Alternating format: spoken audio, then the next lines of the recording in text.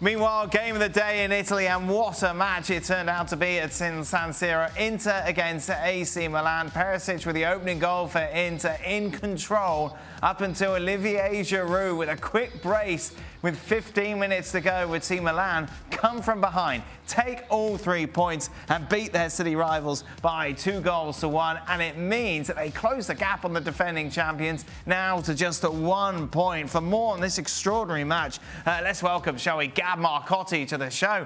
Gab, it had everything, man. It did have everything. Milan, I thought, disappointing in the first half, and then Stefano Pioli maybe being a little bit braver, if you will. He took off Kessie, who'd been effectively shielding Brozovic, sent on Brahim Diaz to really run around, to create havoc, put on Junior Messias as well to add a bit of quality, and they turned the game around with the help, I might add, of the fact that in Ibrahimovic's place you have another veteran striker, a very handsome, chisel-jawed World Cup winner, no less, who frankly did nothing, let's face it, for the first hour or so, and probably would have come off if they'd had another striker on the bench. But in the end, he made all the difference. And that little turn for the second goal, where he turns the Vrij inside out, I mean, that was fantastic. Yeah, it was sublime. Did they deserve it, Gab? You know, Inzaghi made the point that Inter dominated for about 70 minutes, and I think he's right. And I think Inter will look back at those chances that they spurned in the first half.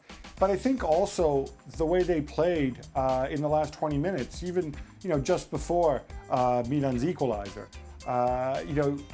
he made those changes. He took off Perisic, he took off Çalhanoğlu, they sent on Vidal and Di Marco. The team naturally sat back and invited pressure. And that's not something you want to do against this Milan side, because, they just keep going until the very end. I mean, this team, in terms of personality, are really just tremendous. So I think it's a learning opportunity for Inter.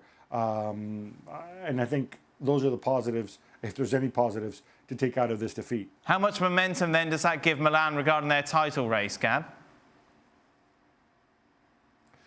Well, look, Inter still have a game in hand, so obviously that's huge. But Inter now have a tough spell coming up because they have Roma in the Coppa Italia, where Mourinho's particularly angry after today's home draw and that disallowed goal in injury time. And then, of course, they have Liverpool to worry about as well. So it is a big juncture for them. And I think all Milan, not just Milan, I think the rest of the chasing pack as well, including certainly Napoli, that's all that they can do is try to keep the pressure on this Inter side, who, like I said, they didn't play badly. They had the right game plan. They could have been 2 or 3 goals to the good, but then I think made some critical mistakes, and Milan really pounced on them. Thanks so much for watching ESPN on YouTube, and for more sports highlights and analysis, be sure to download the ESPN app, and for premium content and live streaming, subscribe to ESPN Plus.